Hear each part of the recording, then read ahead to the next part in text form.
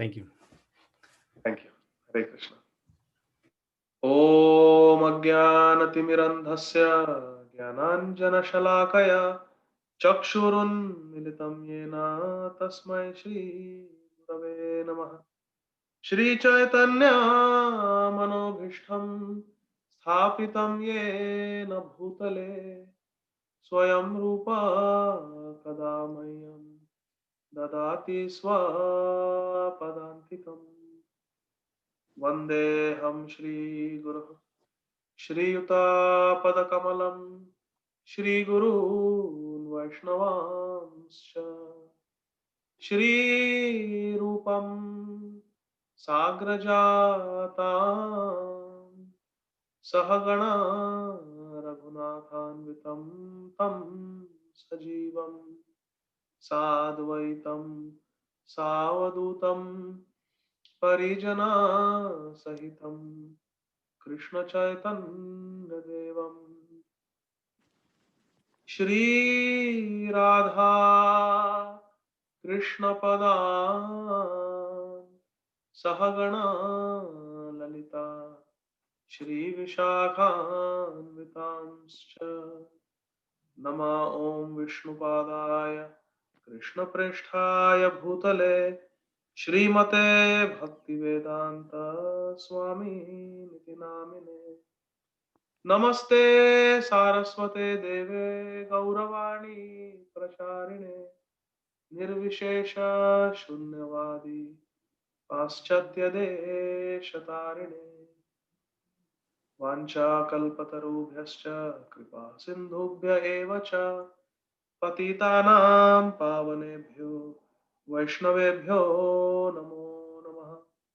नमो महावदन्याय कृष्णप्रेम प्रदायते कृष्णाय कृष्णचैतन्य नाम्ने गौरतिसे नमः। हे कृष्ण करुणा सिन्धु दीनबन्धो जगत्पते गोपेश गोपिकान्त राधाकान्त नमोस्तुते। तप्त कांचन गौरांगी राधे वृंदावनेश्वरी वृषभानुसुते देवी प्रणमामि हरिप्रिये। जय श्री कृष्ण चैतन्य प्रभु नित्यानंद श्री अद्वैत गदाधर श्रीवासादि गौर भक्तवृंद। हरे कृष्णा कृष्ण कृष्ण हरे हरे हरे राम राम राम हरे हरे। हरे Krishna Krishna Krishna Hare Hare Hare Ram Ram Ram Hare Hare.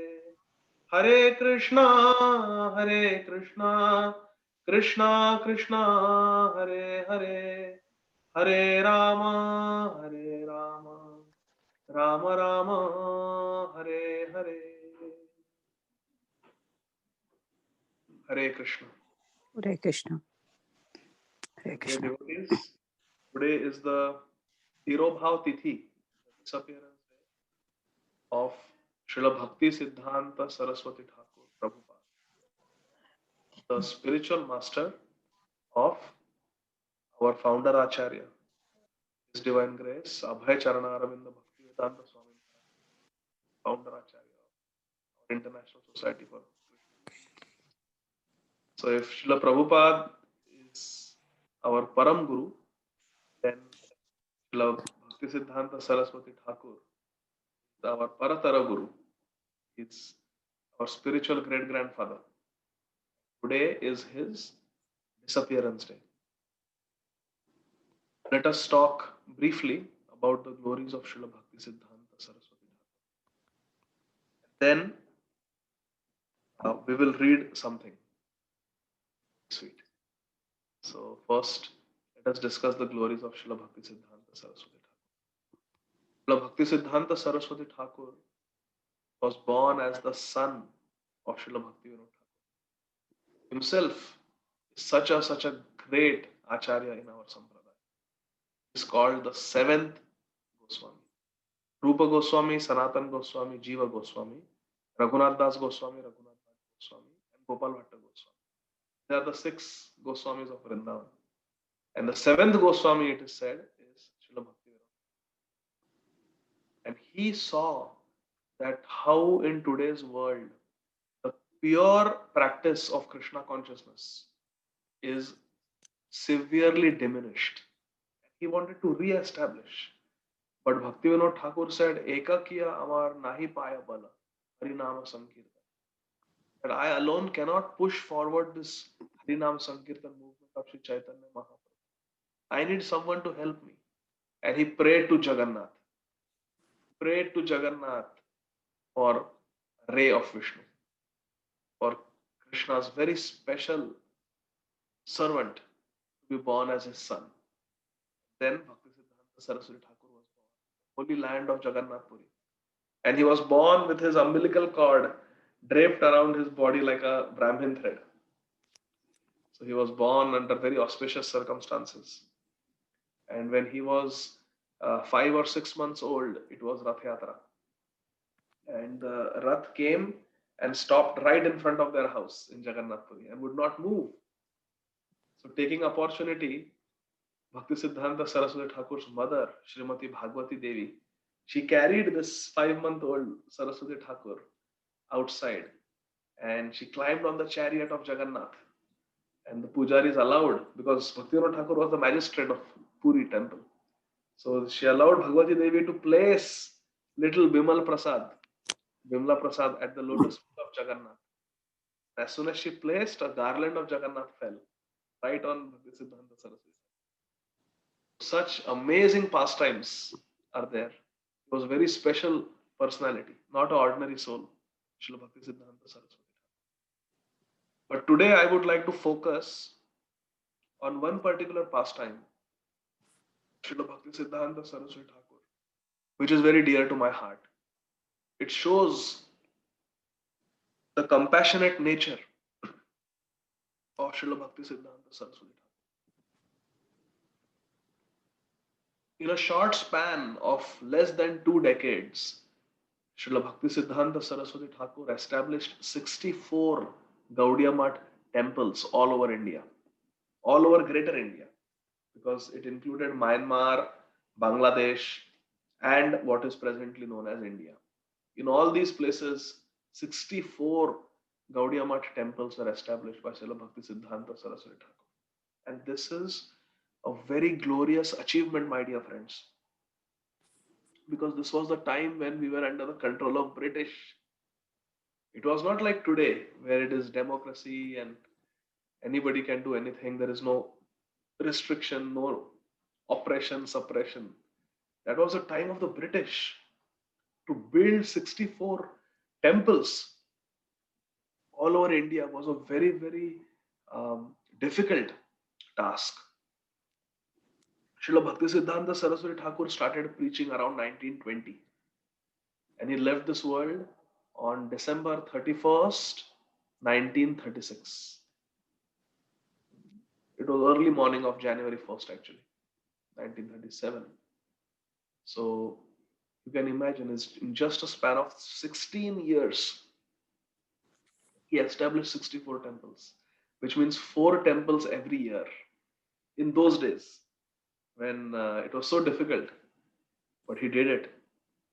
And he became a Bhaktisiddhanta Saraswati Thakur became a very, very prominent spiritual leader of India, very famous all over India. There was the king of Tripura who would invite Saraswati Thakur to his palace, and he appointed Saraswati Thakur as the main spiritual teacher for the royal family. So all these distinctions and adorations were coming Srila Bhaktisiddhanta Saraswati Thakur's way. But Bhaktisiddhanta Saraswati Thakur was such a compassionate and kind Jagat Guru. And that will be the theme of today's discussion, my dear friends. I will share with you a very, very sweet story of Bhaktisiddhanta Saraswati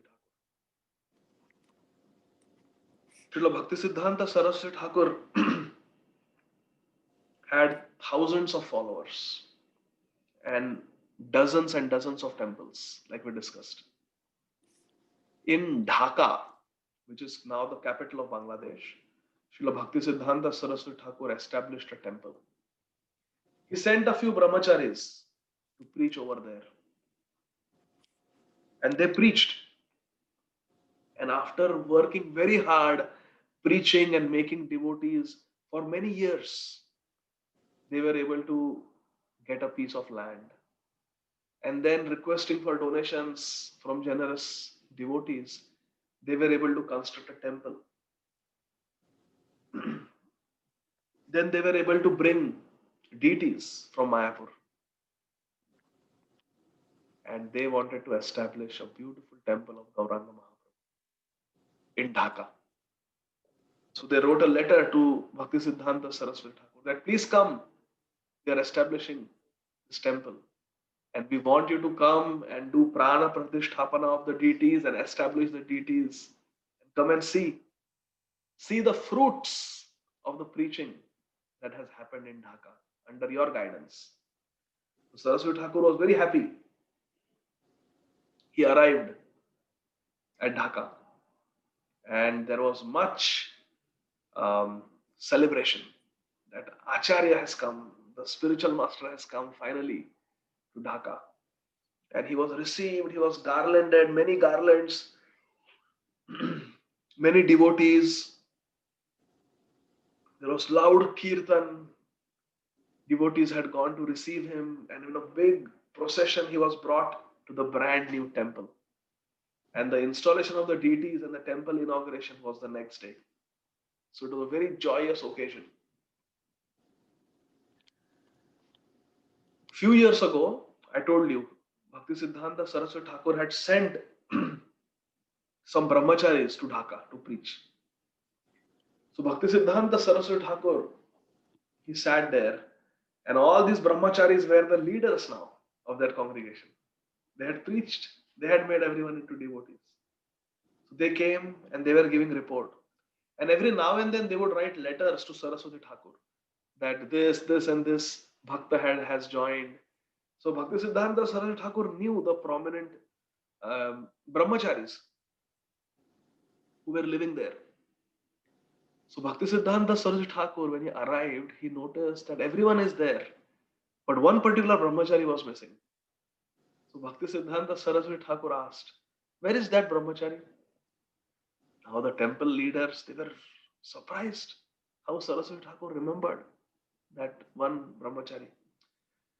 So they told Bhaktisiddhanta Saraswati Thakur.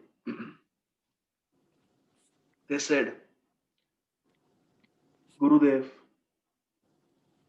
he is a nice brahmachari, but what to do? He was talking very intimately with a young lady from the neighborhood. That lady comes, she's also a devotee, she comes every now and then. But Gurudev, a brahmachari is not supposed to talk alone with a lady. But we caught this brahmachari speaking to that lady few times alone. In the temple only, but brahmachari should not do that.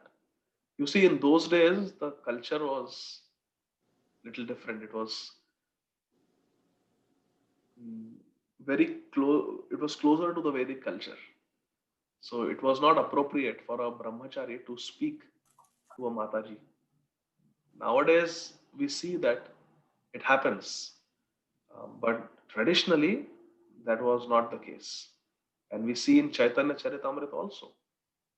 Junior Haridas, Chhota Haridas, was chastised by Sri Chaitanya Mahaprabhu and rejected because he spoke to an elderly lady, Madhavi Devi, the sister of Shikhi Mahiti.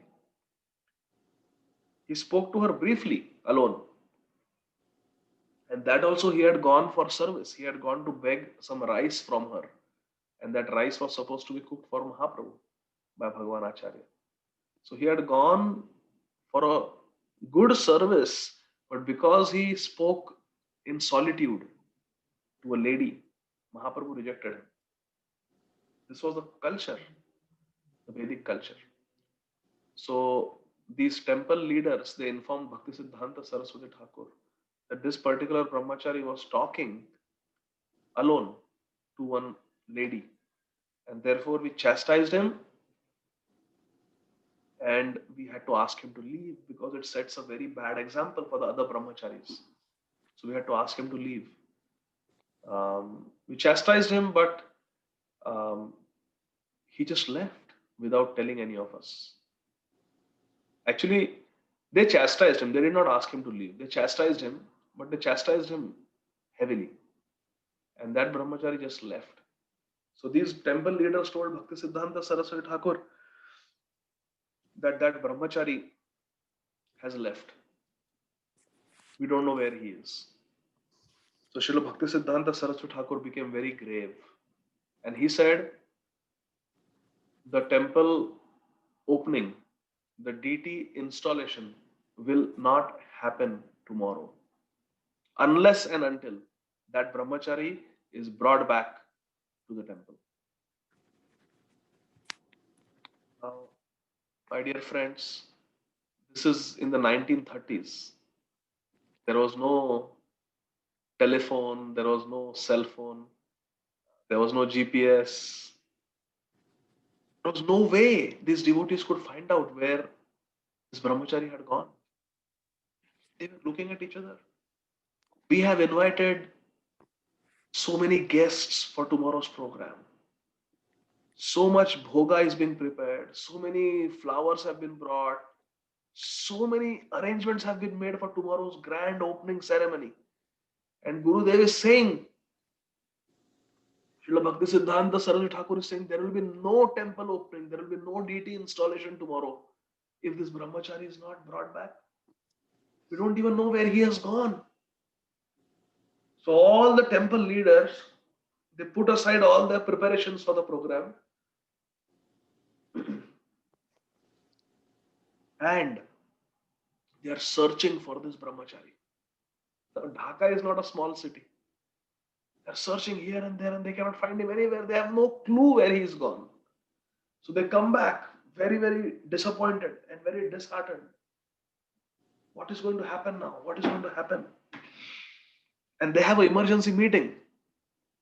And in that meeting, one fellow brahmachari has an idea. He says, few months ago,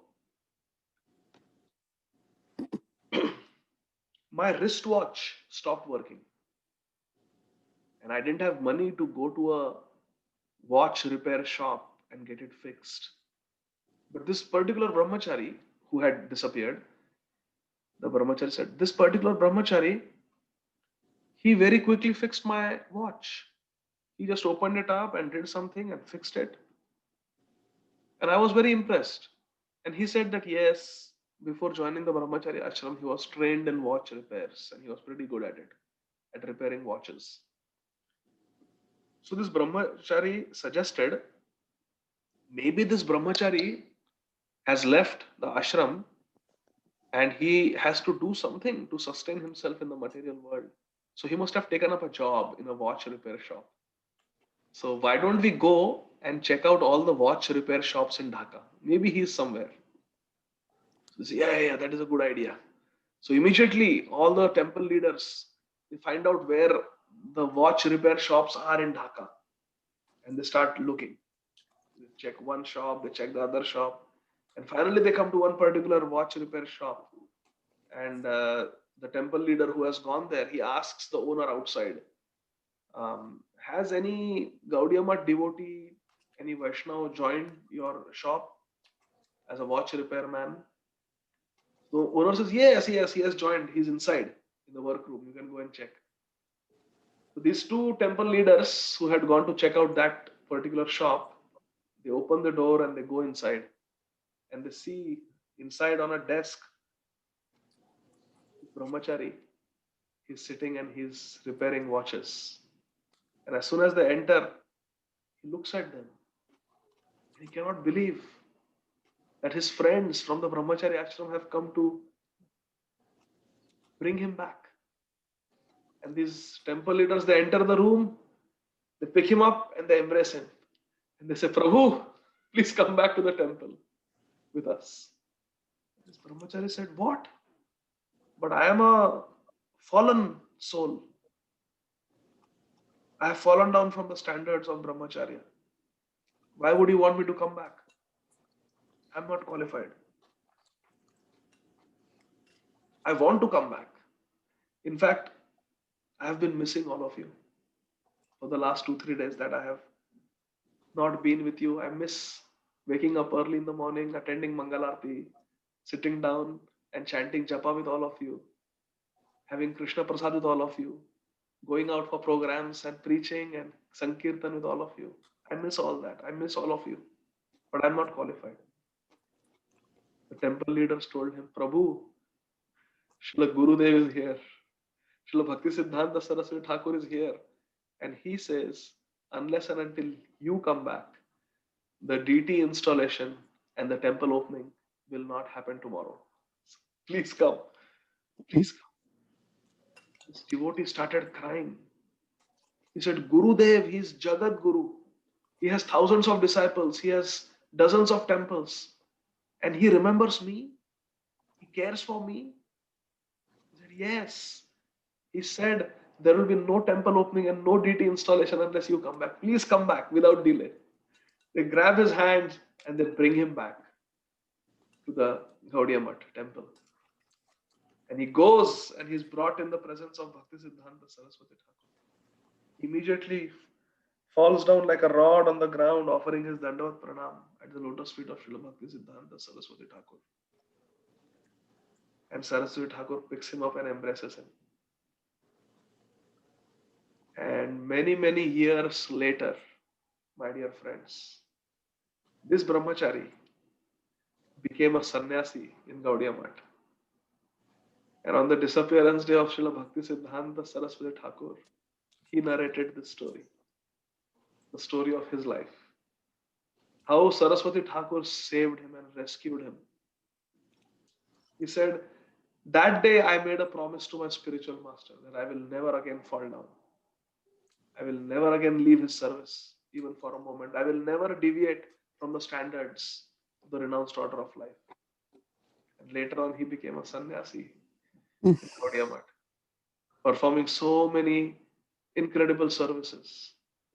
But all that was possible because of the love, care that he received from his spiritual master. This is our tradition.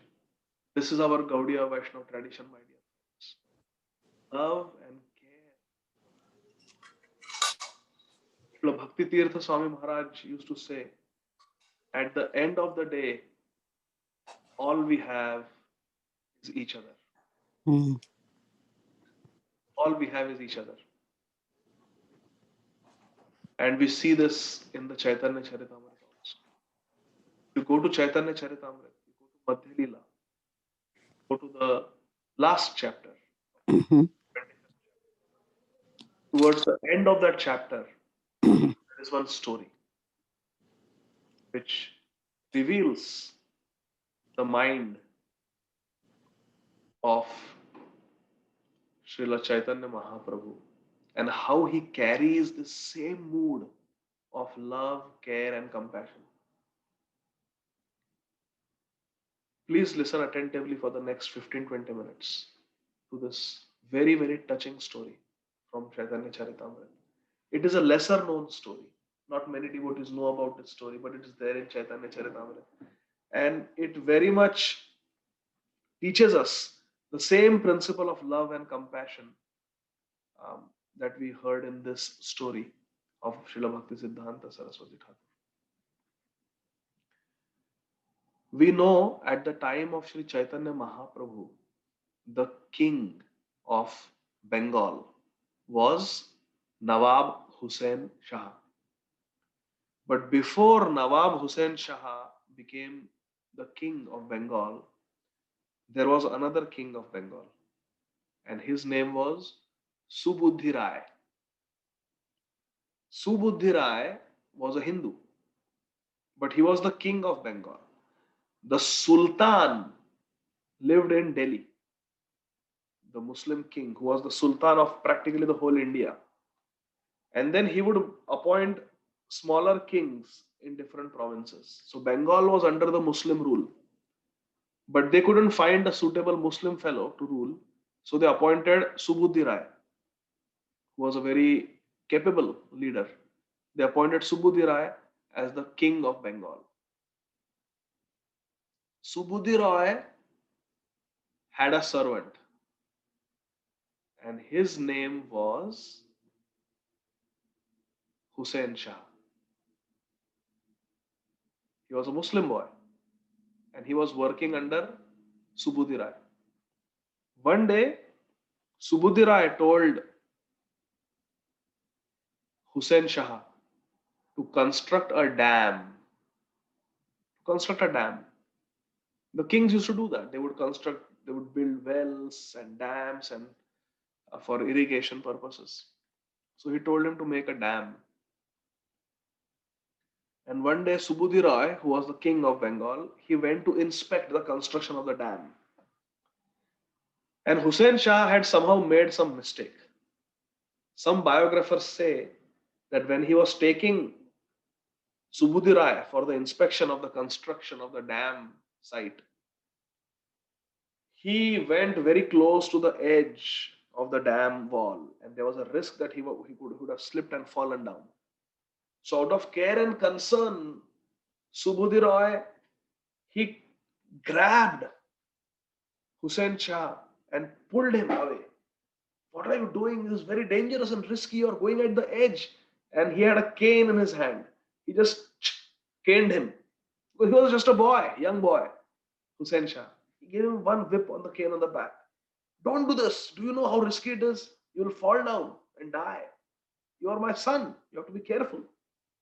Subuddhi Rai considered Hussain Shah like his own son because he was his servant. So he chastised him like that and gave him one whip with a cane. But somehow the cane whip left a mark on his back and a scar.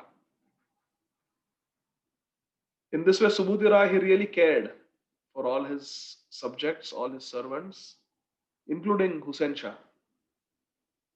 Now, this Hussain Shah was a very competent servant, very sincere worker. And he rose up the ranks under Subuddhi Rai. He rose up the rank, he got promotions and everything. So much so that the Sultan of Delhi heard about this young boy, Hussain Shah, and he was a Muslim. So it just so happened that the Sultan of Delhi now appointed this boy, Hussain Shah, as the next king of Bengal. So Subuddhi Rai was the king, but now Subuddhi Rai's servant, Hussain Shah, became Nawab Hussain Shah. He became the next king. And Subuddhi Rai was very happy that he has been promoted and now he is the king. And Subuddhi Rai happily retired. And he was a Brahman, he was a Vaishnava, and he was living his life peacefully with his family. Some time passed, some years passed, and Hussain Shah got married. And now he had a queen. He was the king of Bengal and he had a queen. And one day, his queen noticed that he has a scar on his back. So she asked him, "My dear lord, how come you have a scar on your back?" And Nawab Hussain Shah replied that when I was a small boy, once I made a mistake, and out of care and concern, my master, Subuddhi Rai, gave me a whip. He whipped me. He didn't intend to hit me hard, but somehow it left a mark. So the queen was extremely offended. She said, "What? That Subuddhi Rai has the audacity to hit my husband? So hard that it has left a scar on your back. That's awful. My dear Lord, you must execute Subudhi Roy. Give him capital punishment. Kill him. And Nawab Hussain Shah was horrified to hear this suggestion. He said, "What are you talking, my dear wife? Subudhi Roy is like a father to me. He hit me out of care and concern. He has taught me so much. He promoted me. Because of him, I am the king today. He's like my father. I cannot even think of killing him." She said, "Then you must at least completely dishonor him." So Nawab Hussain Shah said, for a respectable person like Subudhi Roy, who has been the king of Bengal, disrespect and dishonor is worse than death. How can I dishonor him? I can't do that. But the wife, she made it an ego problem. She made it a prestige issue. You have to listen to me. I'm telling you, you must punish Subudhi Roy. And Nawab Hussain Shah said, "No, I will not do." And she said, "You must do something about it." He said, "No, I will not do. I love Subudhi Roy." Then finally the wife said, "All right, if you don't punish him, I will kill myself. Because I cannot tolerate my husband having such a scar on his back and the perpetrator of that injury is still alive and flourishing. He has to be punished. At least take away his caste, take away his religion from him." So under so much pressure from his wife, finally Nawab Hussain Shah agrees. And he calls Subudhi Roy to his palace. And Subudhi Roy comes. And Nawab Hussain Shah gives him water to some water that has been drunk by a meat eater, by a Muslim, by a cow eater. And he takes that contaminated water and sprinkles it on the head of Subudhi Roy. And according to the Hindu Pandits, according to the Brahmins of the Orthodox society of that time, Subudhi Roy immediately lost his caste, immediately lost his Hindu dharma, his religion. Why? Because he was sprinkled with the water that had been drunk by a Muslim. And they said, "You have lost your Hindu dharma. Now you are no longer a Hindu." And everyone ostracized him. Just like that brahmachari in the Dhaka temple was ostracized, similarly, Subudhi Rai also was ostracized from the entire Hindu society. The Muslims wouldn't accept him, and the Hindus rejected him. So Subudhi Rai suddenly, overnight, had nothing and no one. He lost everything. So he went to Varanasi.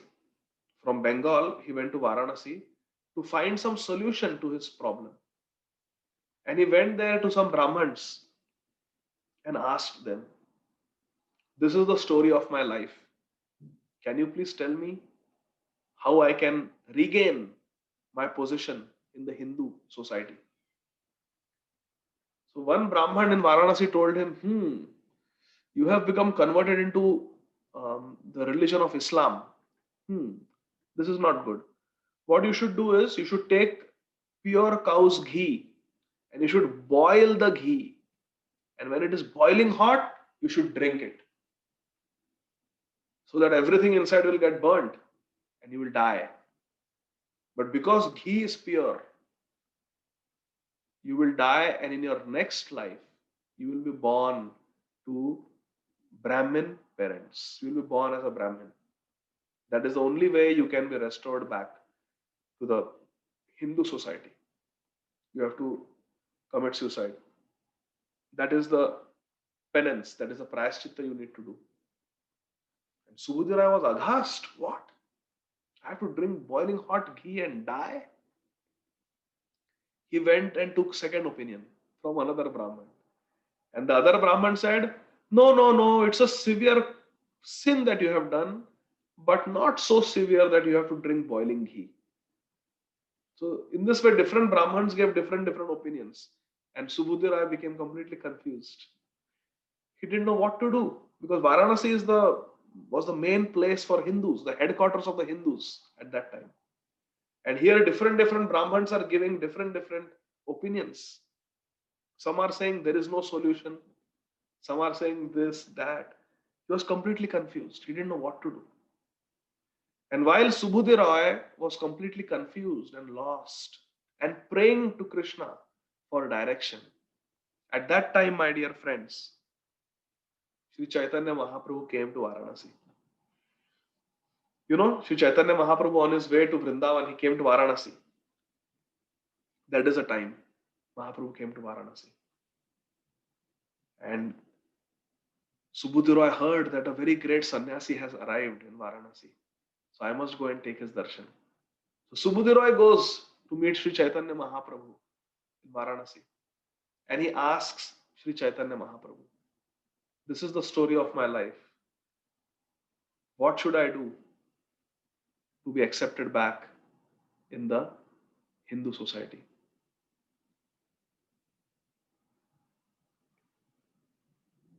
At that time, Sri Chaitanya Mahaprabhu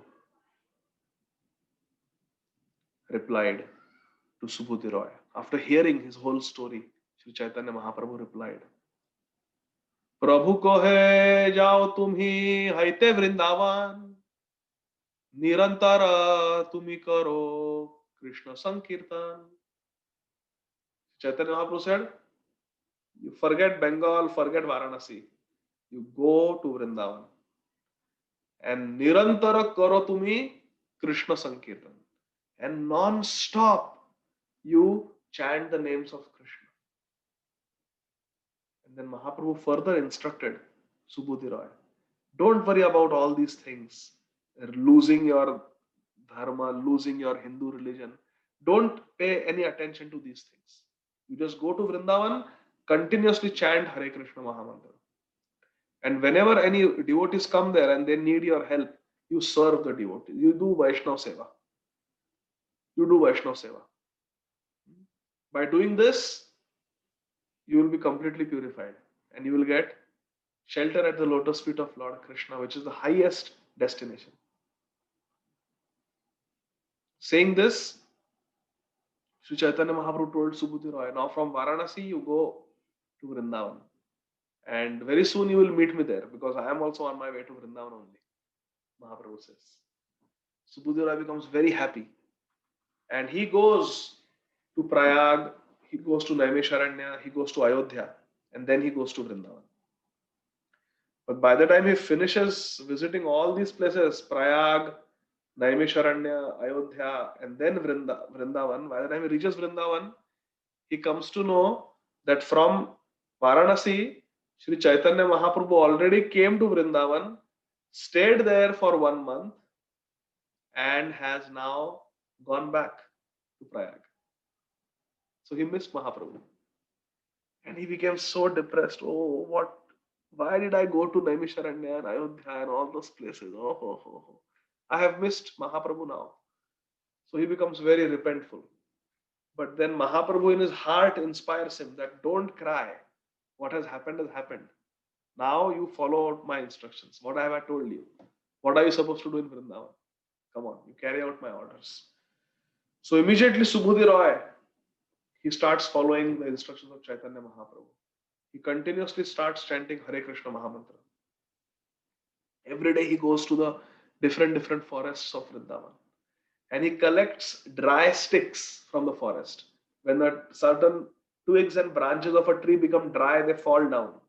So he would pick up those dead, dry sticks from the forest. And he would collect a big heap and he would bring them to Mathura or to nearby villages in Vrindavan.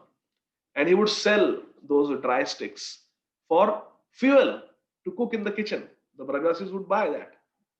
And every day, by selling those dry sticks, Krishnadas Kaviraj Goswami writes in Chaitanya Charitamrita, Subudhi Roy would earn 5 paisa. He uses the word paisa. Kaviraj Goswami uses the word paisa. He would earn 5 paisa every day, Subudhi Roy. And with 1 paisa, he would buy chickpeas, chana. And he would just fry some chana and he would eat. And he would survive on some chana worth 1 paisa. And remaining 4 paisas he would save. He would go to a a grocery store in Mathura, and he would deposit his remaining paisas there, and he would collect money at the grocery store. Whenever a Vaishnava would come to Vrindavan for parikrama or pilgrimage, Subudhi Roy would use that money that he had saved at the grocery store. He would take that money and use it to serve devotees. Then, by the arrangement of Sri Chaitanya Mahaprabhu, many Gaudiya Vaishnavas started coming to Vrindavan. These are Bengali devotees, no? They would come from Bengal to Vrindavan. So in Vrindavan, they mainly eat Vraj roti. They eat chapatis, roti. But the Bengali devotees are used to eating rice. So when they would come to Vrindavan, they would get indigestion from eating those Vraj rotis. And they would start missing rice. Oh, I wish I had some rice.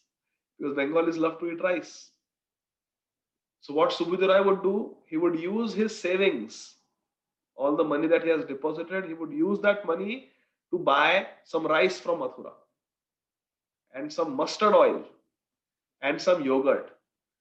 And he would cook this rice and yogurt for the Bengali devotees, the Gaudiya Vaishnavas, who were devotees of Mahaprabhu. And he would, free of cost, he would serve them, he would feed them with rice. And when the Bengali devotees who are visiting Vrindavan, in Vrindavan, when they would get nice hot rice, they would be so grateful to Subudhi Roy. Aha! Finally, we can eat something that we like. And then he would take the mustard oil. Subudhi Roy would take the mustard oil because Bengali devotees like to be massaged with mustard oil. Srila Prabhupada used to get his body massages every day. So the Bengali devotees like to get massage with mustard oil. So Subudhi Roy would use the mustard oil to give massage to all the Bengali Vaishnavas who came to Vrindavan. In this way, he would engage himself in Vaishnava Seva, and constantly he would be doing Nam Kirtan. After some time, Sanatan Goswami and Rupa Goswami, they came to Vrindavan. And when they came to Vishram Ghat in Mathura, who did they meet? They met Subudhi Rai. Now please try to understand. Subudhi Rai was the king of Bengal. His servant was Hussain Shah, who became Nawab Hussain Shah, the next king of Bengal. And Rupa and Sanatan Goswamis were ministers under Nawab Hussain Shah. You see? So they knew that the king before Nawab Hussain Shah was this Subudhi Rai, who has now become a very poor Babaji in Vrindavan. Day and night he's chanting Krishna Nam. And he's selling dry sticks from the forest to earn 5 paisa. That Subudhi Rai, who controlled the entire treasury of Bengal, is now earning 5 paisa a day by selling sticks to the Brajbasis. And he's maintaining himself in 1 paisa. And remaining 4 paisa he's saving and using it for Vaishnava Seva. Rupa and Sanatan Goswami were thrilled to meet their Subudhi Rai in Vrindavan. And they embraced him. And Subudhi Rai took Rupa Goswami and Sanatan Goswami to all the 12 forests of Vrindavan for a Vrindavan parikrama. Think about this for a moment, my dear friends. Rupa and Sanatan Goswamis are the acharyas of our sampradaya. We are supposed to be Rupanuga. And our Rupa Goswami was taken on a parikrama of all the 12 forests of Vrindavan by Subudhi Rai. That Subudhi Rai, who was completely ostracized from the society, Sri Chaitanya Mahaprabhu embraced him and brought him back, reinstated him, and gave him Vrindavan. Gave him the association of Rupa and Sanatan Goswami, and gave him Vaishnava Seva in Vrindavan. This, my dear friends, is the mercy of Sri Chaitanya Mahaprabhu.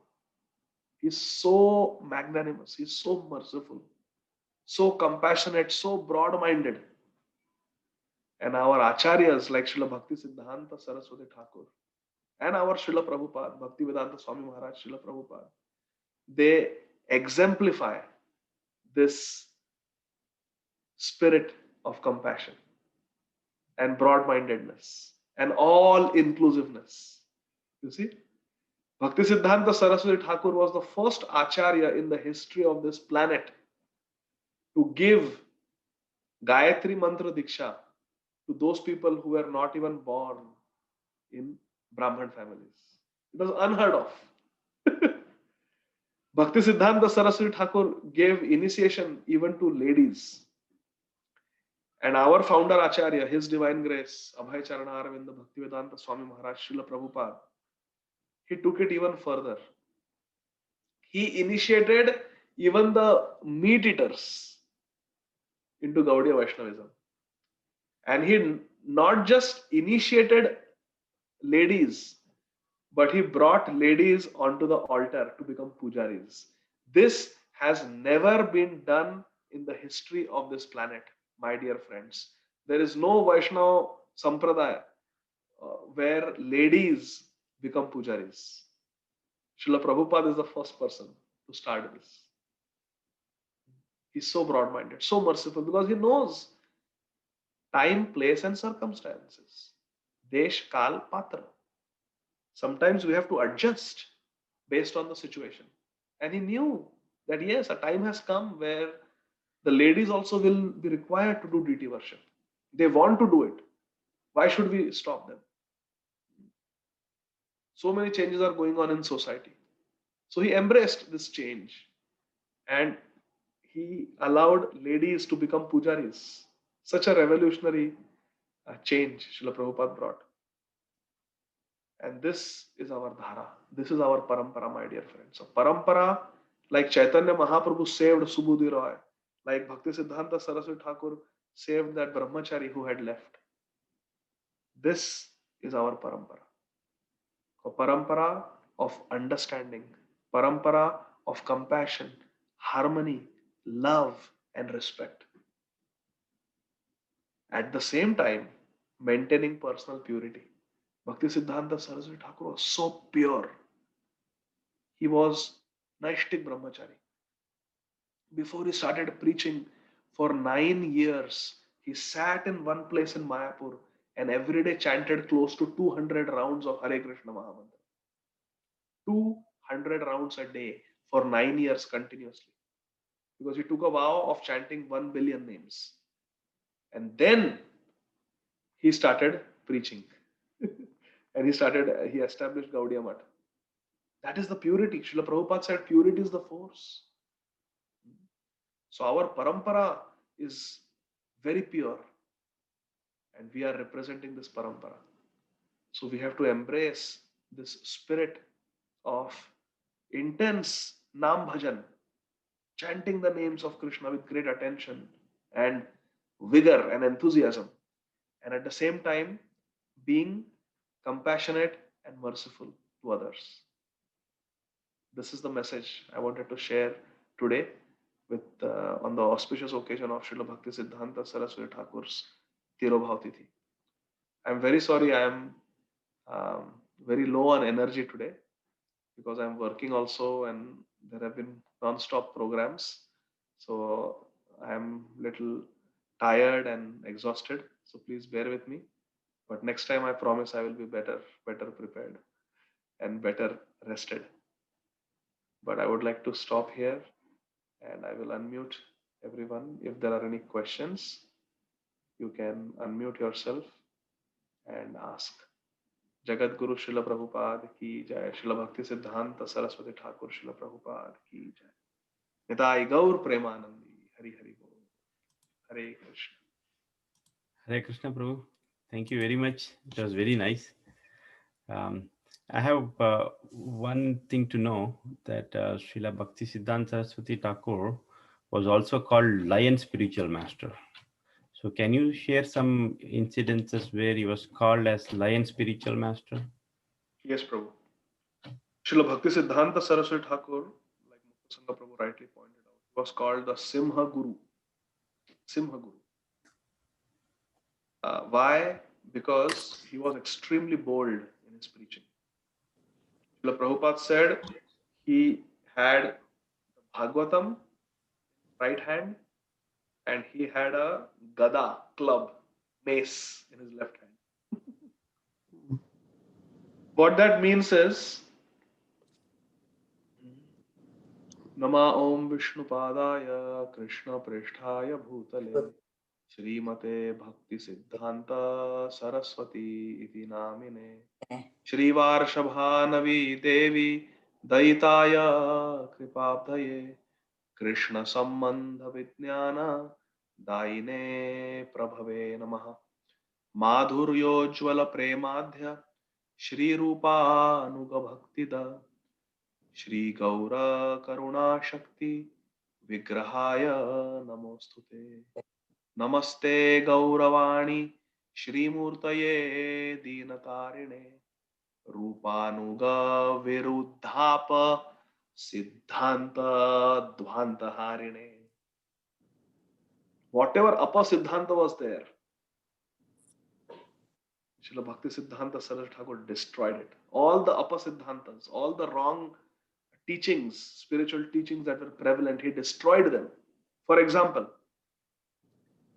the Smarta Brahmins were preaching that only one who is born in a Brahman family has the right to do the duties of a Brahman. And Bhakti Siddhanta Saraswati Thakur, based on Shastra, based on Bhagavad Gita and our Vedas and Puranas, he conclusively proved that this is not the case. In Bhagavad Gita, Krishna says, Chatur Varnam Maya Shrishtam Guna Karma Vibhagasha, not Janma Karma. Guna Karma Vibhagasha. That these four divisions, Brahman, Kshatriya, Vaishya, and Shudra, Chatur Varnam, they are based on Guna and Karma. They are based on one's natural qualities, one's natural talents, and one's activities. If someone has the activity of a Brahman, someone has the nature of a Brahman, he should be accepted as Brahman. You cannot say that just by birth, because Lord Krishna doesn't mention birth here. He says, Chaturvarna Maya Shrishtam Guna Karma Vibhagasha. I have divided them, Vibhajan kiya hai, based on birth and activities. Based on qualities and activities, not birth. So this is one misconception that Saraswati Thakur completely destroyed. Another consideration at that time was a sannyasi should not use modern conveyances like cars. It is very sinful. A sannyasi should not cross the ocean and go to the foreign lands. Otherwise, sannyasi becomes polluted and contaminated and cannot be considered as a sannyasi anymore.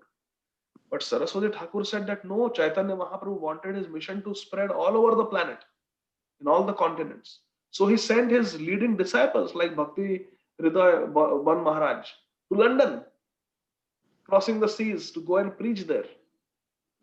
He himself used a car to travel around in Vrindavan. For effective preaching, when he was preaching to the Britishers, he would wear the British jacket, British coat, to appear presentable to them. So he made all these changes to facilitate Chaitanya Mahaprabhu's mission, not for personal enjoyment. So people criticized him for that. So Bhakti Siddhanta Saraswati Thakur destroyed all these misconceptions that a sannyasi cannot use modern conveyances, a sannyasi cannot travel outside India, women cannot be initiated, only a person born in a Brahmin family can do the duties of a Brahmin, can get the Gayatri Mantra. No, he destroyed all these misconceptions. And when his spiritual master, Srila Gaur Kishore Das Babaji Maharaj, had left his body, out of his humility, few minutes before his passing away, Gaur Kishore Das Babaji Maharaj was saying to the people who were witnessing his passing away, he said, my whole life is a waste. I tried to get Krishna Prem, but I could not get. After I die, please drag my dead body on the streets of Navadvip so that the dust of Mayapur Dham will smear my body. And then maybe in my next life, I will get the birth of a Dhamvasi. I will be able to be born as a resident of this holy Dham, this holy abode. So after Gaur Kishore Das Babaji Maharaj passed away, people actually started making arrangements to tie Gaur Kishore Das Babaji Maharaj's hands to a bullock cart and then drag him on the streets of Navadvip. Just then Bhakti Siddhanta Saraswati Thakur appeared on the scene. And he said, what are you doing? They said it was the last desire of Gaur Kishore Das Babaji Maharaj to be dragged on the streets of Navadvip so he can get some Krishna Prem. Bhakti Siddhanta Saraswati Thakur said, That is the humility of my Gurudev. He's speaking that out of humility. You should understand. He is such a great devotee. We should respectfully carry him on our head and place him in samadhi like a Mahabhagavad. What is this you all are doing? But then Gaur Kishore Das Babaji Maharaj was a very popular and famous Babaji in Vrindavan. So all the Babajis in Vrindavan, they wanted to have the Samadhi Mandir of Gaur Kishore Das Babaji Maharaj on their property. That people will come to take darshan of the Samadhi Mandir of Gaur Kishore Das Babaji Maharaj and they will put some coins. They will give some dakshina, some donation. So to make a business, they wanted Gaur Kishore Das Babaji Maharaj's Samadhi on their property. They said, okay, I will have the Samadhi on my property for Gaur Kishore Das Babaji Maharaj. And Saraswati Thakur said, no. Although Bhaktisiddhanta Saraswati Thakur was the youngest person in that assembly, all the Babajis were very, very elevated and they were not elevated, they were very much advanced in their age compared to Saraswati Thakur. And they were saying, we are Babajis. And Gaur Kishore Das, Babaji Maharaj, he was also Babaji. So we should have claim over his dead body. And Bhaktisiddhanta Saraswati Thakur said, no, I am the only duly initiated disciple of Gaur Kishore Das Babaji Maharaj. I am his only disciple, therefore I should have claim. And the fight broke out. And the police superintendent came there. Imagine, all this is going on after the death of Gaur Kishore Das Babaji Maharaj. His body is lying there and all these fights are happening. And many Babajis came and they said, we hold claim to the body. Finally, the police officer came, the superintendent of police of Navadvip, he came to settle the dispute. And Bhaktisiddhanta Saraswati Thakur simply said, I am a lifelong brahmachari. I have never thought of a woman in my mind. I have never touched a woman in my life. If any of you have followed brahmacharya, then take him. Then touch the body of Gaur Kishore Das Babaji. And everybody looked down.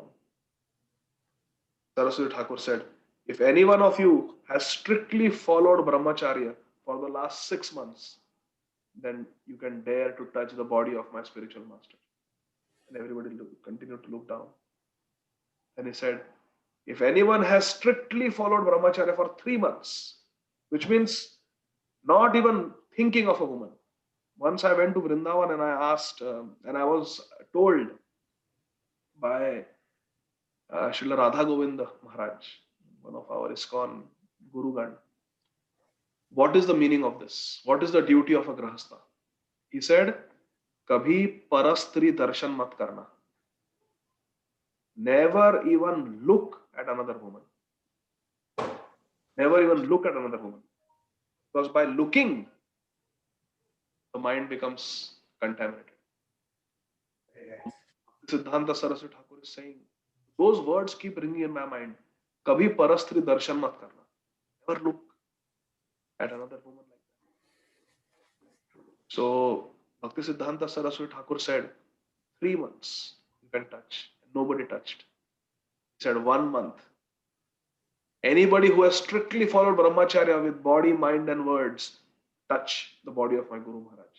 And nobody touched. Then he said, I have been a brahmachari all my life. And then he picked up the body of Gaur Kishore Das Babaji Maharaj and he constructed a very beautiful Samadhi Mandir for him. So this is the boldness. Nobody had the guts to speak like this. That is why he's called Lion Guru, Simha Guru. Uncompromising. Totally uncompromising.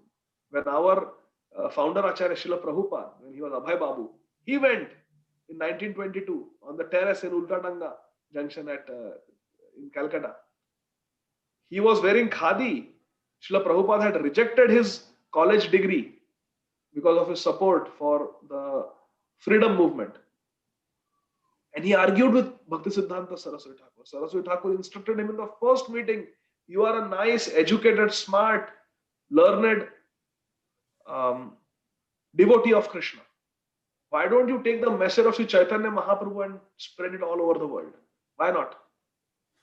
And Abhay Babu, he said, the idea is very good, but who will listen to us? We are a subjugated country. If I go all over the world preaching the message of Sri Chaitanya Mahaprabhu, they will say, which country are you from? I am from India. Oh, India, British India. British India. You are servants of the British. Who will listen to me if I go to London?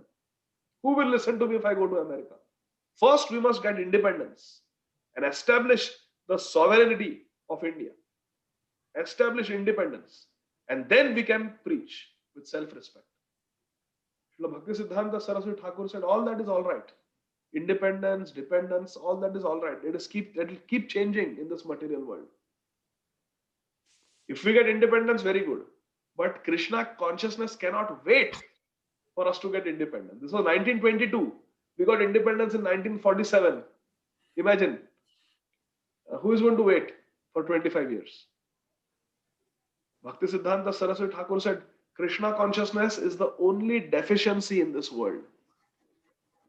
And it is the only necessity.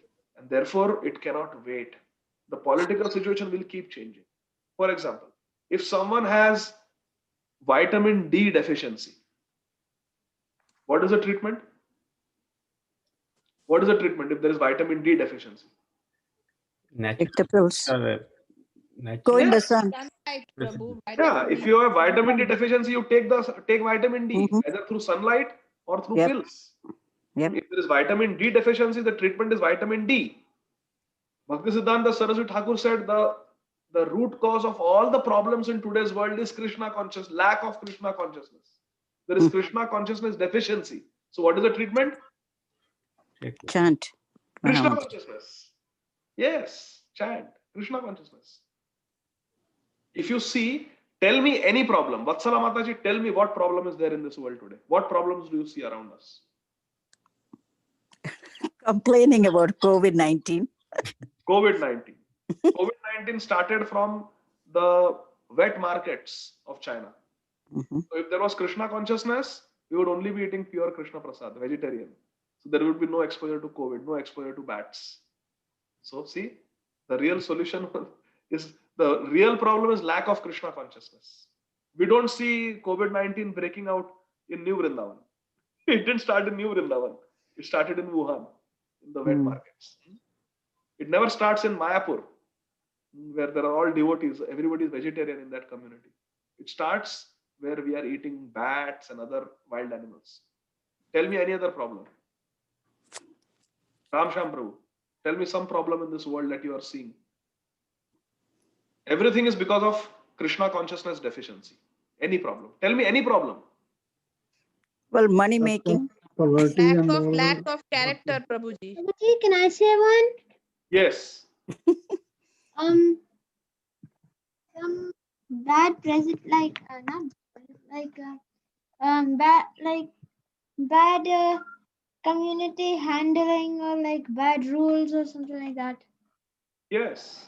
Mm. So see, greed for money. Somebody said money making, greed for money, corrupt politicians. All the greed is coming from lack of Krishna consciousness, because there are the 6 anarthas that we have: lust, anger, greed, pride, false ego, and envy. So lust, anger, greed. Krishna says in Bhagavad Gita, Trividham narakashedam jnanam nashanam atmanah kama krodha tatha lobhas tasmad etat trayam tyajet. These 3 are the royal gates to hell: lust, anger, and greed. Kama, krodha, tatha lobhas tasmad etat trayam tyajet. We should give up these 3 things. And how do we give up? By becoming devotees of Krishna. Greed. Rupa Goswami had boats filled with gold coins, and he gave up everything. Tyaktva turnamashesha mandalapati shrenim sada tuchhavat. Every morning before Amarindra class, we were chanting Sadhu Goswami. Yes. This line, Tyaktva turnamashesha mandalapati shrenim sada tuchhavat. Rupa Goswami and Sanatan Goswami were ministers under Nawab Hussain Shah, and they were fabulously rich. And what did they do? Tyaktva. They gave up all this. They were Mandalapati. They were practically like kings. They gave up everything. Tuchhavat. As if it was, this money was tuchha, was insignificant. This is the effect of Krishna consciousness. So the greed is solved. Mukunda said, bad governance. Why there is bad governance? Because there is lack of Ram. If there is sufficiency of Ram consciousness, there will be Ram Rajya. Mhm. Why we don't have Ram Rajya? Because we are not devotees of Ram, because we are not devotees of Krishna. But if we are, if there are leaders of high character like Parikshit Maharaj, even Kali cannot do anything. Even Kali cannot do anything. Kali had no place as long as Parikshit Maharaj was there. Kali had to wait for Parikshit Maharaj's demise to come and take hold. So everything is every problem in this world, whether it is software security breach. If everyone is like Vaisheshika Prabhu, do we need passwords? Imagine everyone in this world is Vaisheshika Prabhu, of a caliber of Vaisheshika Prabhu. Do we need any passwords? Will anybody cause a security breach and hack? Nobody even needs a username because everybody is a perfect gentleman. Mhm. Everybody is a pure devotee. Not required. Do we need to keep guns if everyone is a pure devotee? If everyone is a gentleman? Everyone is a devotee of Krishna? Think of our Gurugan. Everyone is like Jayapataka Swami Maharaj. Everyone is like Vaisheshika Prabhu. Everyone is like Gopal Krishna Goswami Maharaj. Everyone is like Bhakti Charu Maharaj. Do we need guns for self-protection? Do we need cops to protect us? No. Everybody will be perfect gentlemen. We don't need to have security cameras in the house. We don't need a security software in the. One problem is that you can get kicked out of office. There is no problem because we are just discussing. Rupa Goswami gave up his office very happily, and he's sleeping under different trees in Vrindavan. So it will not be a problem. Even if we are kicked, it will not be a problem. The problem of pollution. Why we have so much pollution? Because we have greed. We want to sit at home and we want everything ready-made. So to produce all the comforts and luxuries, they have to have big, big factories which are causing air pollution, soil pollution, every sort of pollution. But you see devotees who are living a simple life in Gita Nagari, in New Vrindavan, in our Goshala in Vrindavan. They don't create any pollution. Go to Govardhaneko village and see. It's a zero pollution society, zero pollution community. It has got awards by UNESCO and United Nations. Zero carbon footprint, no pollution. What simple life Krishna has? They take care of cows. The cow gives us cow dung. That cow dung is dried in the natural sunlight and it becomes first class fuel for cooking and warming the house. No pollution, completely natural. How about death? Death is not a problem, Baba, at all. Shiv Kumar Prabhu, death is not a problem. Death is welcome for devotees. Dhruva Maharaj stepped on the head of death and climbed onto his Vaikuntha airplane to go back to Vaikuntha. Death is welcome. Bhakti Tirth Maharaj is lying there on his deathbed in Gita Nagari and is saying, I will not trade my position with anyone for anything in this world. This is beautiful, what I'm experiencing. He has got fractures and pathological fractures and tumors all over his body. And he's blissful. He's not scared of death at all. In fact, Bhakti Tirth Maharaj prayed for death. He said, let the sufferings of all the devotees come on me and let me suffer, in the mood of Vasudeva Datta.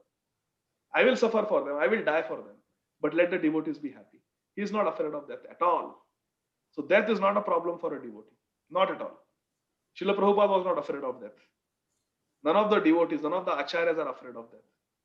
A devotee is completely transcendental to death. Jivane nidhane nityam Radha Krishna gatir mama. We used to chant the Ashtakam. Krishna prema mai Radha, Radha prema mayo Hari. Jivane nidhane nityam Radha Krishna gatir mama. Jivane in life, nidhane in death, gatir mama. My destination is Radha Krishna. What is the problem? What is the problem? I will tell you a beautiful story about death, my dear friends, and then we'll conclude today's class. I'm getting excited. Enthusiastic talking about Krishna consciousness. I don't know if I have told you the story before. Maybe I have, but please listen again. There was a great devotee, a great sadhu. And one day, 4 people came to take his blessings. The Rajakumar, the son of the king, a brahmachari, 'from a Gurukul somewhere, a butcher, someone who slaughters the cows, and a devotee of Krishna. These four types of people came to the sadhu to take blessings. Same day, same time. And the sadhu gave different blessings to all four of them. Rajakumar Chiranjeeva. To the Rajkumar, he said, Chiranjeev, may you have a very long life, may you not die. Rajakumar Chiranjeeva, may you not die. Like Vibhishan or Hanumanji, may you not die. Rajakumar Chiranjeeva, may you not die. Muniputra Majiva. When the Muniputra came, the Brahmachari from the Gurukul came, he said, Majiva, may you not live, may you die. So Rajkumar, he's saying, may you not die, Chiranjeev. The Brahmachari from the Gurukul, he says, Ma Jivo, may you die. Then the butcher comes, the Kasai, the butcher comes. And to the butcher, he says, Ma Jivo, Ma Maro. May you neither live nor die. Don't live and don't die. Hare Krishna. And then the Vaishnava comes, the devotee comes to offer his obeisances to the sadhu. And the sadhu blesses him. Like Shiv Kumar is blessing. Sadhu blesses. What does he say? He says, Jivova Marova. Whether you live or you die, it doesn't matter. There goes your problem of death. So they asked him, we are four different people. We are coming at the same time and we are asking you for the blessings. And instead of giving standard blessing, you are giving four different blessings to all of us. Can you please explain the meaning of each blessing? The sadhu says, Rajakumar Chiranjeeva. Oh, Rajkumar, you are so foolish. You are such a rascal. You are young and you are handsome. And you simply want to enjoy. You want to enjoy the luxuries of your kingdom. As a Rajkumar, you want to just have fun and frolic and enjoy life. Rascal, you don't even think that soon you are going to die. You are going to become old and you are going to die. Death can strike at any time. So I am giving you a benediction. May you never die. May you never die. But you know you are going to die. Everyone has to die. So you should think and wake up. Oh, he's saying, may I never die, but I know I am going to die. So what will happen to me after death? Am I going to take all my money with me when I die? Am I going to take my palace with me when I die? Am I going to take my servants with me when I die? No. I am going to leave everything here. So you will think, what is there that I can do to conquer death? And then you will become a devotee. So there was a hidden message, may you never die. Oh, everybody has to die. So the Rajkumar starts thinking, what is there in life that is of real value? Then, who was the next? The Muniputra, the Brahmachari. Why he should die? He says, Muniputra ma jivo, may he not live, may he die. Why? Because right now he's a Brahmachari, he's a simple Brahmachari in a Gurukul. He's living an austere life, he's living a sattvic, simple mode of goodness life. If he dies now, he will get a better destination. But what is the risk? When he grows up, he graduates from the Gurukul, he will get married, he will get attached to his wife, he will get attached to his children, he will get attached to his house, his wealth, and he will become completely entangled. So the sadhu, by saying to the Brahmachari, may you die, means may you maintain this consciousness that you have now, this purity that you have now, this discipline that you have now, this sadhana that you have now for the rest of your life. That is the hidden message. And then butcher, ma jivo ma maro, may you neither live nor die. Because if you live, you will kill cows. If you die, you will suffer in hell. Therefore, out of compassion, sadhu says, I am saying, may you neither live nor die. Damned if you live, damned if you die. If you live, you will commit sins and you will hurt the cows. If you die, you will boil and rot and suffer in hell. I don't want both. Therefore, I am saying, may you neither live nor die. So hearing this benediction, the butcher should think, oh my God, my life is a mess. What am I doing? And he should come to the path of bhakti. Then they say, what about the devotee? For the devotee, you said, Jivova Marova, whether you live or you die, it doesn't matter. Sadhu says, yes, because he's a devotee. If he lives, he will chant Hare Krishna. If he dies, he will go to Golok Vrindavan and chant Hare Krishna there. So what difference does it make for the devotee whether he lives or he dies? No difference. So the devotee becomes transcendental to death. This is a fact. A devotee is never scared of death. We should live our life in such a way that we are ready to die today.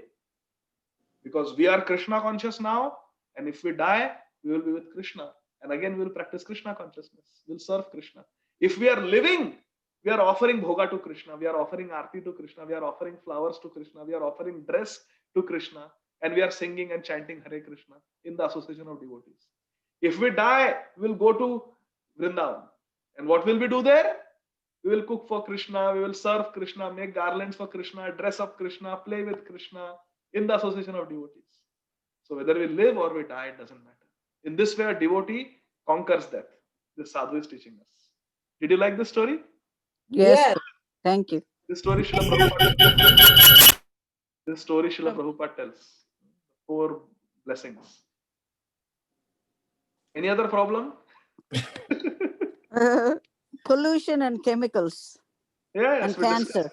It is because Cancer. of cancer is nothing but death. Yeah. Cancer is called the captain of death.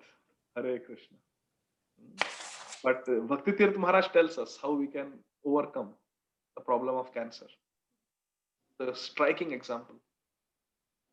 It doesn't matter for a devotee whether we get cancer, whether we die in a road accident like Tamal Krishna Maharaj, Hmm. whether we die all alone in a hospital like Bhakti Charu Swami Maharaj, whether we die of cancer like Bhakti Tirth Maharaj, whether we are shot dead with guns like Ladini Mataji, or whether we die of a sudden heart attack sitting in a chair all alone like Yamuna Mataji in Melbourne, Florida, it doesn't matter.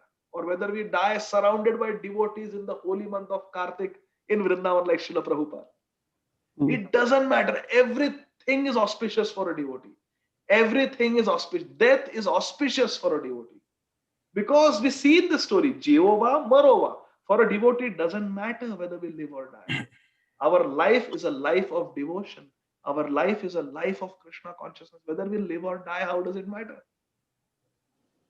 Suppose, Vatsala Mataji, you are a teacher. You are teaching chemistry in a school. Okay? And there are 8 periods in a day, and you have to give 8 lectures in a day. Whether you are giving a lecture in classroom number 1, or classroom number 2, or classroom number 3, it doesn't matter. You are teaching chemistry. Isn't it? Mhm. Similarly, for a devotee, it doesn't matter whether we are on this earth, or we are in some other universe, or we are in Vaikuntha. Wherever we are devotees of Krishna. Our activities are same. Our desire is same. So for a devotee, it doesn't matter. Prabhuji, consciousness at the leaving the body, how does it will matter, right? Prabhuji? Yes, it matters. But the So consciousness, while accident, consciousness at the time of death depends on the consciousness that we have throughout our life. So Right. if we are Krishna conscious now, we are cultivating Krishna conscious now, we don't have to worry about the consciousness at the time of death. Right. Our Puranas explain that if a devotee at the time of death is not able to remember Krishna, Krishna will force himself in the mind of that devotee. Hmm. We don't have to worry. I can explain to you on a very medical scientific basis. Should I explain this concept? Yes, please. yeah, Prabhuji, Okay. please. So what is the body? The body has a brain. Look at the anatomy. We have a heart. Okay. This is the gross body. One head, one chest, 2 hands, 2 legs. This is the gross body. Gross body means the body that you can see with your eyes. The body that you can see under a MRI scanner, under a CT scan. You can see my lungs, you can see my heart, you can see my bones. If you scan my body, this is the gross body. Okay. This is the body that you can see right now. But then there is a subtle body. This subtle body consists of mind and intelligence. Mind, intelligence, and false ego. Ram Sham Prabhu, can you see my subtle body on the most sophisticated MRI scan? No, Yeah. Prabhuji, not at all. In Mhm. no anatomy book, they will teach us, there is the mind. It is 4 centimeters or 5 centimeters by 2 centimeters. It weighs so many grams. No. No. The mind cannot be seen on any scan. The mind cannot be seen on any dissection in the anatomy hall. So does it mean that the mind doesn't exist? It exists. In Mhm. fact, the mind is more powerful than the gross body. When the Mhm. mind says, I have to go to work, or I have to get that rasgulla, when the mind makes the sankalpa, when the mind makes a decision, The gross body simply obeys. Mhm.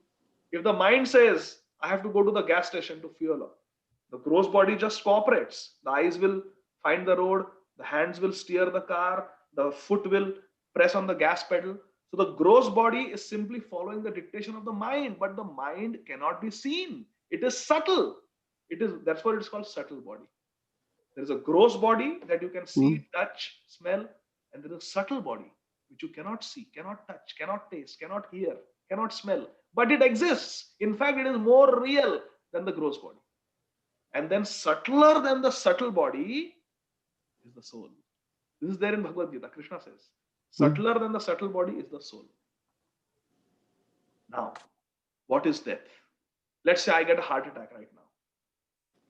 Please, Mukta Sangha Prabhu, all of you Oh chant. no! All of you chant if I get heart attack. Don't. Hare Krishna. Hare Krishna. Don't. So suppose I die. My gross body will stop working. But the subtle body carries the soul to the next body. Correct? Yes. Yes. So my subtle body, consisting of the mind and intelligence and false ego, is it dying? No. The subtle body dies or disappears when the soul goes to Vaikuntha. When the soul crosses the Viraja river, which is at the junction of the material Brahmanda and the spiritual world, only when the soul gets liberated and goes into Vaikuntha, at that time the subtle body gets dissolved. Because the covering of the Brahmanda is 8 layers. Bhumir, Apo, Nalo, Vayur, Kham, Mano, Buddhi, Revacha. There are 8 layers of the Brahmanda. The Anda, the egg of the universe, has got 8 coverings: earth, water, fire, air, ether, mind, intelligence, false ego. So when the soul traverses through those layers, when it traverses through the layer of mind, the mind dissolves. Intelligence dissolves. False ego dissolves. And then the pure soul goes to Vaikuntha. So the same subtle body will remain with all of us, birth after birth, in the material world. So when my gross body dies, the subtle body will still be there. It will take my soul to the next body. Correct? Yes.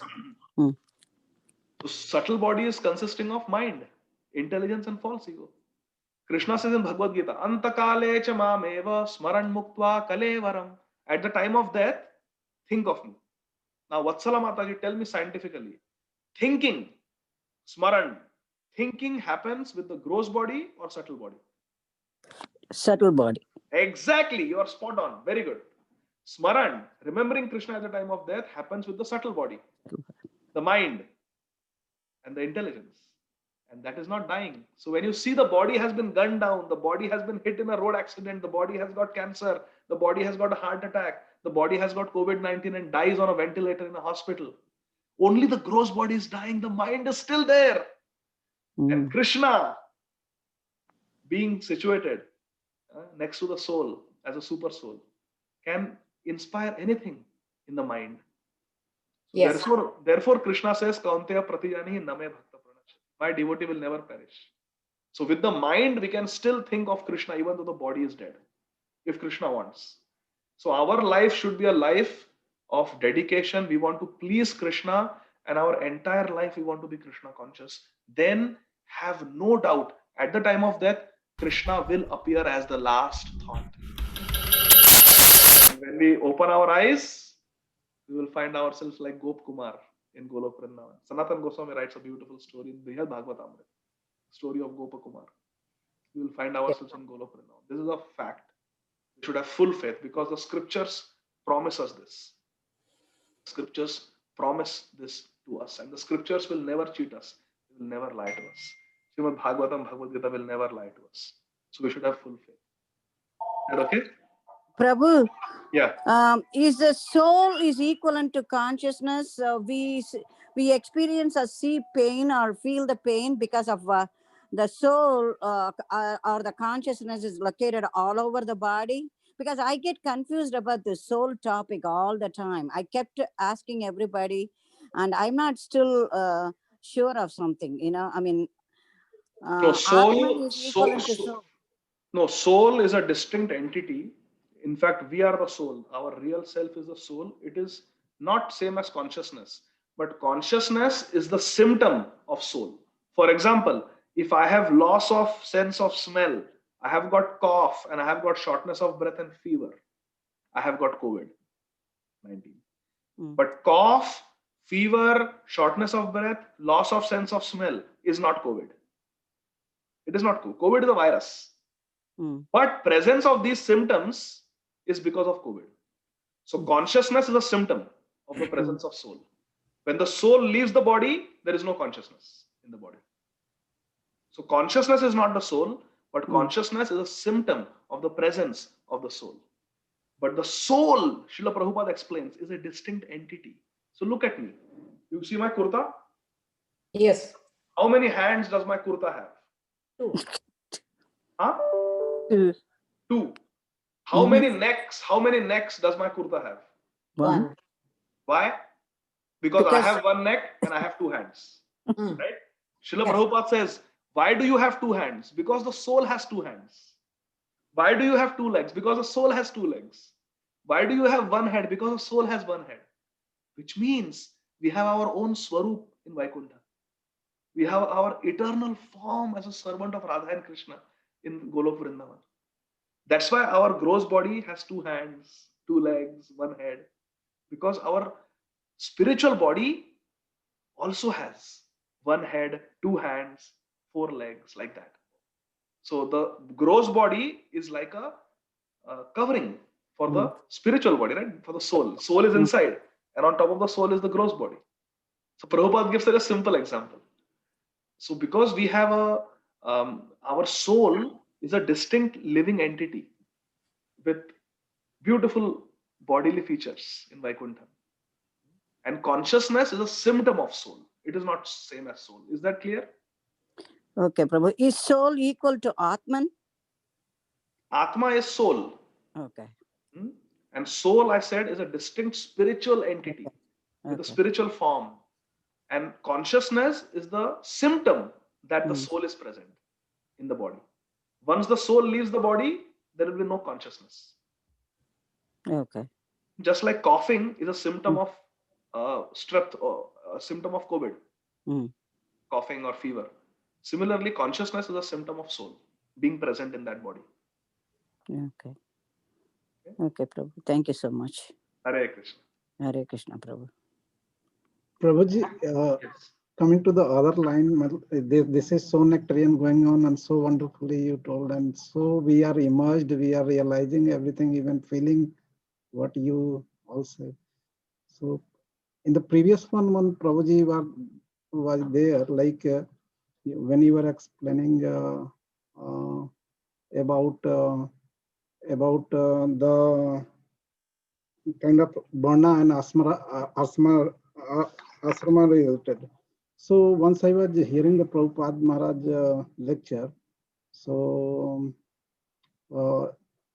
that when I see in the Bhagavad Gita, that is 1844, Sriyan Swadharma Beguna Paradharma Swanustita.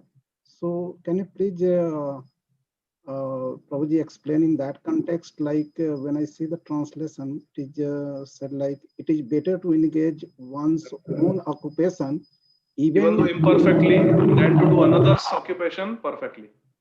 Yeah, so here my question is Brahmana, Kshatriya, Vaishya, Sudra, when we are talking. We cannot hear you, Prabhu. We cannot hear you, Ramsham Prabhu. You can't hear Prabhu? Now I can hear you.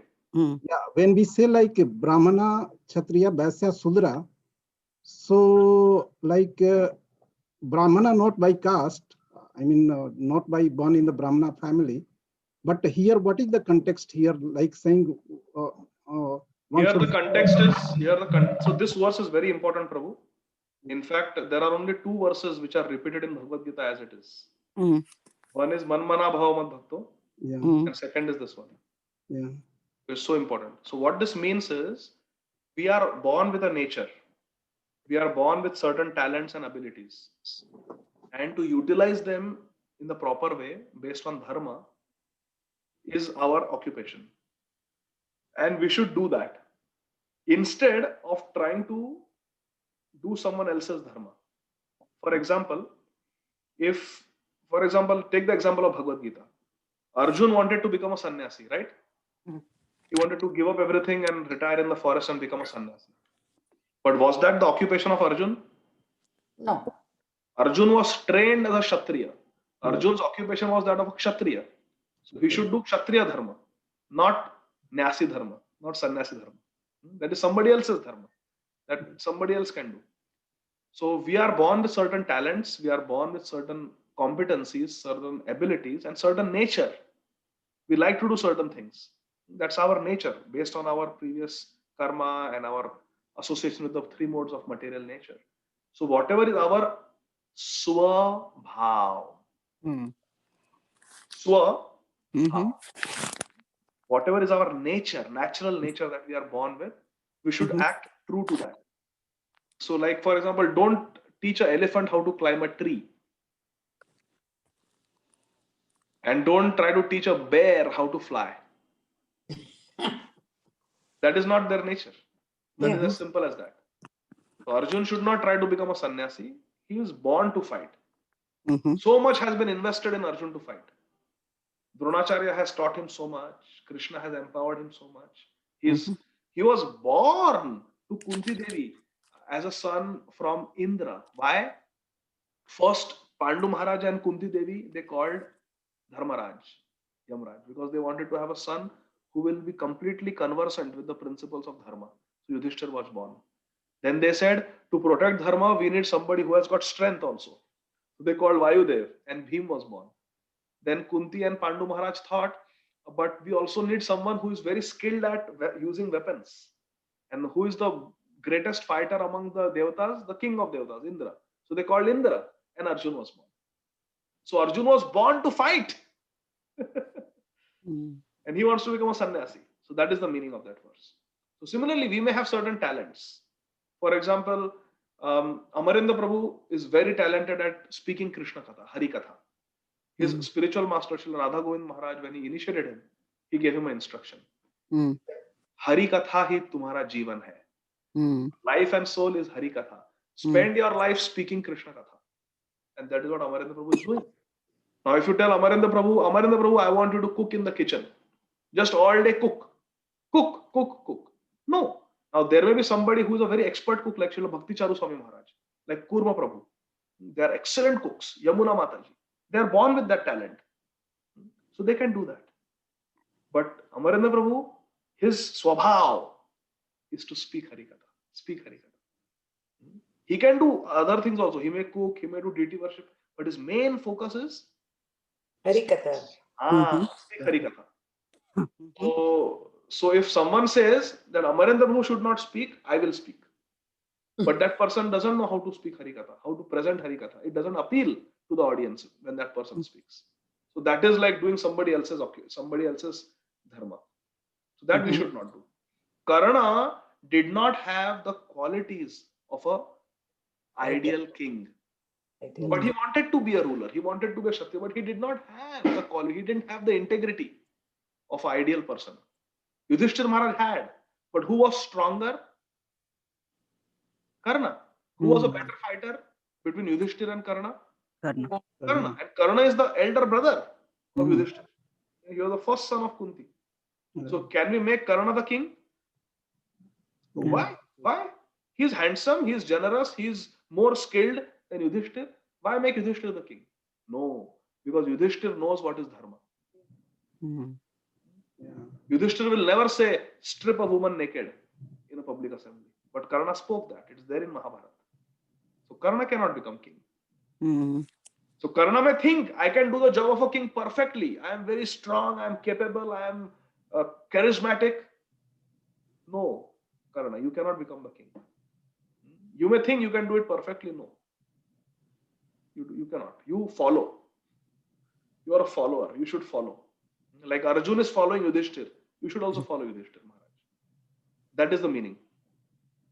Yeah, Prabhuji, thank you so much for clarifying. Prabhuji, will it be, I mean, if we take like this in the present time, like in the Krishna conscious, we are in Krishna conscious. Ramsham Prabhu, can I say one request, Prabhu?